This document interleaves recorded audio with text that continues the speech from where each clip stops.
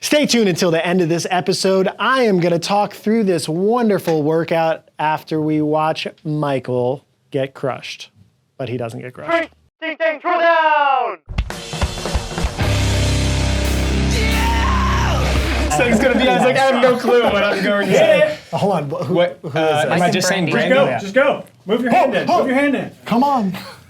On this week's Throwdown, we have Bubbly Brandy demo the workout, and Mike's kind of there a little bit. We've got running, rope climbs, and handstand walks. And we release these workouts right here on YouTube every Thursday at 1 p.m. Eastern Time. New cycles in our online training programs TTT Compete and TTT Fitness start Monday, October 25th. Sign up before October 31st to save 20%. Head to trainingthinktank.com for more details. Mia? Yep. What's the workout? This week's Throwdown is 4 rounds per time of a 400-meter run, 2 rope climbs, and 50 feet of handstand walking. And if you want a prize, check the description down below. There's a link there. Make sure that you register and upload a video. We'll randomly select whether you're scaled, RX, whatever. We're gonna select a video, make sure that you actually did the workout, and give you something really special. Yes, and movement standards are down there in the description as And well. the link that you're gonna click is for a leaderboard. Oh yeah. Hey, why don't you guys try it? There's also a warm-up. Oh yeah, true. Who's Also, Brandy? Brandy and Mike are two of my favorite people. They were on the TTT team at the CrossFit Games, and they're also a bunch Married. of old athletes who are married. Yeah, let's go see it. 0. The married couple. All right, they My took 2 off. favorites. I think I was in the gym while they were doing this or about to, and talked to them afterwards, and Mike told me that Brandy pulled him into too fast of a pace to start. Brandy said that he was the one that charged the pace and that he cut her off. I mean, during this the is run. one, so that cone is 400 meters, 131. Yeah, A so they're little running fast. 6-minute mile paces in this workout. We'll see what happens. Yeah, we'll see what it's like in the end. This might be a good exercise in how to not pace. Ooh, Brandy there with the touch and go rope climb. Really nice. Yeah. She's going to have to do that to keep up with Mike because he's pretty fast and he's jumping higher on the rope. Yeah, I think I'd say Brandy might be a little bit more of an efficient runner. Mike's more efficient at the rope climb and the handstand walk, or maybe Yeah. close on the rope climb in this rep range.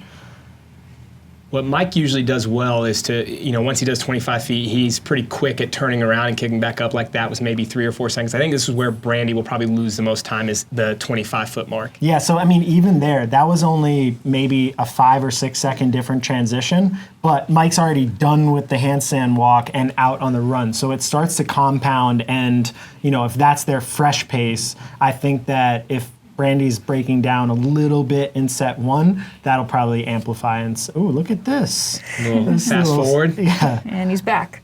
All right, so that run for Mike. Oh, we got to do the math on that?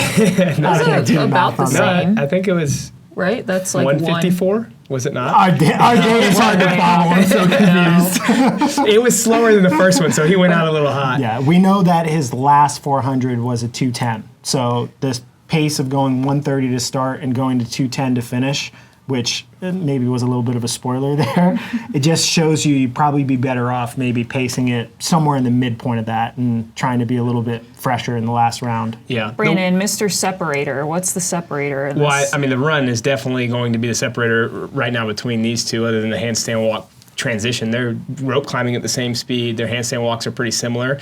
The one thing I will say about going out fast in the run, though, is if it's not going to slow you down inside, it's okay to have some deterioration there just because you're not a great runner. So that's something to keep in mind. Like maybe you just know, hey, the first set's going to be 130 and then I'm going to fall off. But if it's really redlining you for the rope climb or the handstand walk, that's where you need to pull back a little bit. So keep that in mind. Yeah, so I think either, I'm going to say male to male or female to female. There are some females that this doesn't apply to, but for the most part, males, I think, in this type of rep range at the higher levels, this isn't a lot of gymnastics, so it'll be more separated by the run. But here, if Brandy's losing like 3 or 4 seconds on each set of 25 and then another 6 to 10 seconds transitioning between the 25s, I think she might actually be losing a little bit more time on the handstand walk than the runs. That's what I agree with that. Yeah. Well, compared to for those two, Brandy's a better runner for sure. Yeah. But I think, just if you're taking a broad group of people, the run's probably more important. Also, something I've noticed with Mike when he handstand walks is his speed of handstand walk doesn't really deteriorate as he gets tired, whereas with Brandy it does. I know with me it does. I don't know if that's a male-female thing. He would rest more between handstand walks, but his actual speed of doing the 25 usually stays about the same. Mine doesn't. I haven't seen you handstand walk in like a year, so I have no comment. Mia wants to put my CrossFitting down, but I'm not going to let her. Yeah, I mean, there's a huge advantage for those that can keep a fast speed on the handstand walk. So I just said that. Mike just Never mind. I would imagine he's pushing the pace pretty good Yeah. if he just fell in that, even though it's just like a little technical whoopsie, but shouldn't be. A technical what? A whoopsie. Mike did a whoopsie.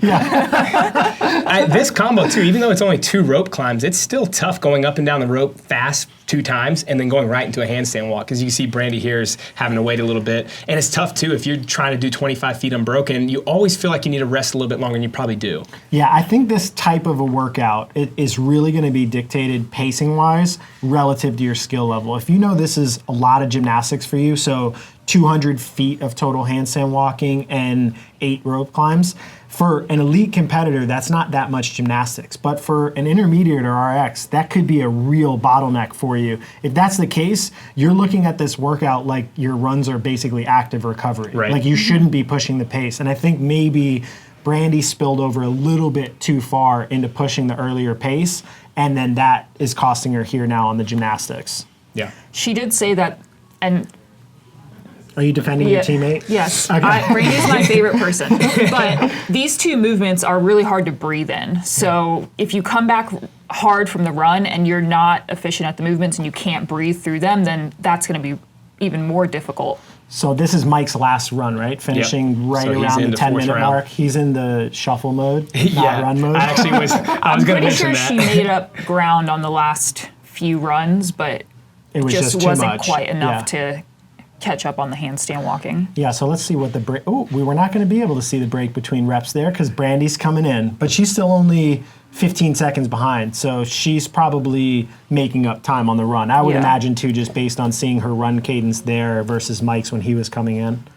You can see the difference, though. Mike went right to the rope and was able to jump up. I think he has an advantage there, even though that was only 3 or 4 seconds for Brandy. Those are those little things that, like, if you want to win a workout like this, those transitions just have to be fast. Yeah, so I think like if elite competitors are watching, there is definitely some transitional time and run time that could be made up on Mike's pace. I think for intermediate and RX, these times are going to be really hard to beat. Yes. Even though Mike's not running super fast, his slowest 400 was still at an 8-minute mile pace, or just above that. Yeah.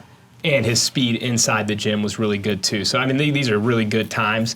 But those are just the little things you want to think about to improve your own score. He's gaming so hard right now. That was such a long rest break. I actually was like, did he finish already and not walk back? Well, you could also see the camera caught him just staring at Brandy. Waiting for him to finish. Yeah. Great job, Mike. Whatever. These are both of your teammates on display. I know. I love both of them. One of them Brandy is more? just a little. Just kidding. So last handstand walk, you can see, I mean, she had to take probably 20 seconds there. And sometimes you have to do that, but it's also worth maybe taking a risk every once in a while. All right, a little bit over 11 for Mike, 11:36 for Brandy. Good execution. Let's go to the whiteboard.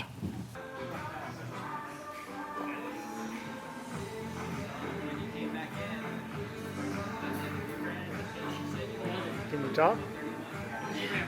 How was it? It was hard. I felt like I couldn't catch my breath. Trying to handstand walk out of breath and straight into the run. I couldn't catch it. That's fun though.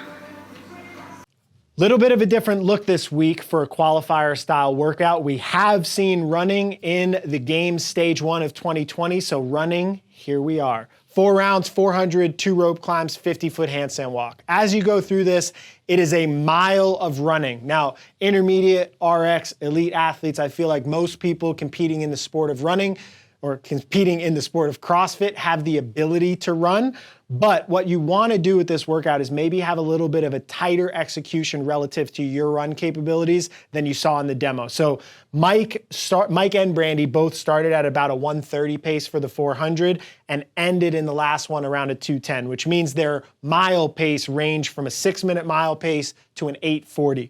There probably will be some of a starter or a faster start in the run since you're fresh and you haven't done anything. But as you pick your pace, I would try to tighten that window relative to something that you think you could run for a 3K or a mile and a half, because your amount of time doing the workout is, let's say, 10 to 15 minutes. It's longer than your mile, and you want to kind of take your energy systems into consideration for that. So make sure that as you go through the workout, you're picking a more sustainable run pace and trying to make sure that your later round runs are faster. This is going to be where a lot of people lose time in the third and fourth round runs. They're going to get really tired. The gymnastics is going to get a little bit harder. And as a result, they're almost going to give themselves the leeway to slow down. But I think that could be a mistake, and you can lose a lot of time in those last 2 400s. For the 8 rope climbs,